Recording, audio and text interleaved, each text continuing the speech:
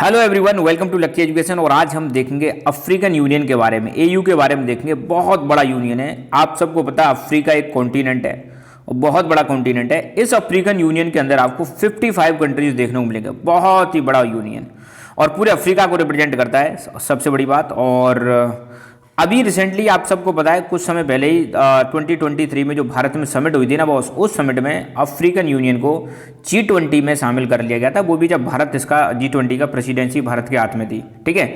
और सबसे बड़ी बात, अफ्रीकन यूनियन यूं भी इंपॉर्टेंट है क्योंकि पूरे कॉन्टिनेंट का एक ग्रुप है भाई साहब, है ना। ऐसा नहीं 2-4 कंट्रीज का, 55 कंट्रीज बहुत बड़ी बात होती है बॉस, है ना। तो शुरू करते हैं अफ्रीकन यूनियन के बारे में। पहली बात तो अफ्रीका आपको पता है वर्ल्ड में ये रहा आपका अफ्रीका, और अफ्रीका के इधर की साइड में ये हमारा प्यारा भारत, और यहाँ पर इंडियन ओशन है। इधर आपको पता है अटलांटिक ओशन है, और यहाँ पे मेडिटेरेनियन सी है। अफ्रीका के बीचों बीच में से आपको पता है एक लाइन जा रही है इक्वेटर, ऊपर से ट्रॉपिक ऑफ कैंसर और नीचे से जा रही है ट्रॉपिक ऑफ कैप्रिकॉर्न। अच्छा, एक खास बात यार, एकमात्र ऐसा कॉन्टिनेंट है आपको देखने को मिलेगा जहाँ से ये तीनों लाइन गुजर रही हैं और किसी कॉन्टिनेंट से नहीं जा रही हैं। मतलब इक्वेटर भी गुजर रही है, ट्रॉपिक ऑफ कैंसर भी गुजर रही है, ट्रॉपिक ऑफ कैप्रिकॉर्न भी गुजर रही है। और इसी अफ्रीकन कॉन्टिनेंट में भाई साहब आपको मिलेगा वर्ल्ड्स लार्जेस्ट डेजर्ट। वर्ल्ड का सबसे बड़ा जो डेजर्ट है भाई साहब, कौन सा डेजर्ट है? सहारा डेजर्ट भी यहीं देखने को मिलेगा। इतना बड़ा डेजर्ट है, हमारे प्यारे भारत का 3 गुना बड़ा डेजर्ट है ना। कौन सा डेजर्ट? Sahara desert. अफ्रीका के ऊपर यहाँ पे एक मेडिटेरेनियन सी है, ये भी ध्यान रखना, मैप भी हम करते चलेंगे। यहाँ पर एक रेड सी है बॉस, है ना। इधर इंडियन ओशन है, ये आपको बताइए मेडागास्कर है, और ये अटलांटिक ओशन है ना नीचे वाला।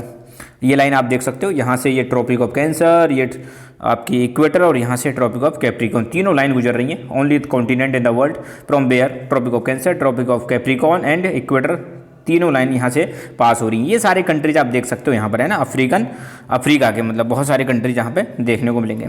तो आगे बढ़ाते हैं इस कहानी को। तो अफ्रीकन यूनियन की बात करें तो भाई साहब एक कॉन्टिनेंटल ऑर्गेनाइजेशन है जो अफ्रीकन कॉन्टिनेंट में यूनिटी को प्रमोट करता है, कोऑपरेशन को प्रमोट करता है और डेवलपमेंट को प्रमोट करता है। इसको फॉर्मली बनाया गया था भाई साहब 2002 में, 2002 में अफ्रीकन यूनियन को बनाया गया था। डरबन साउथ अफ्रीका में इसको बनाया गया था। और भी इंपॉर्टेंट चीज़ याद रखनी है, तो 10 जुलाई 2002 इसे बना था। मेंबर इसके टोटल 54 का मतलब मेंबर्स हैं इसके ना, मोरक्को को छोड़कर। अफ्रीका में 55 कंट्रीज है, उसमें से एक छोड़ दो, 54 मेंबर्स हैं इसके। और पहले जो ऑर्गेनाइजेशन हुआ करता था बॉस, ये हुआ करता था ऑर्गेनाइजेशन ऑफ अफ्रीकन यूनिटी हुआ करता था, जो 1963 बना था। इसको रिप्लेस करके बन जाता है अफ्रीकन यूनियन। इसका हेडक्वार्टर मिलेगा एडिस अबाबा, इथोपिया में। यहाँ पे आप देखोगे इंडियन ओशन, है ना। इधर से जब आओगे और तो यहाँ पर सोमालिया, कीनिया, सूडान, ऊपर वाला सूडान, नीचे साउथ सूडान, इरिट्रिया, जिबूती, कई सारे कंट्रीज हैं।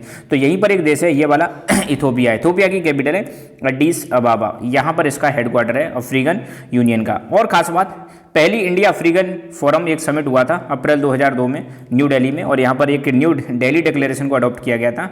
और इंडियन अफ्रीकन यूनियन कैसे काम कर सकते हैं इस पर भी एक डॉक्यूमेंट साइन किया गया था, राइट।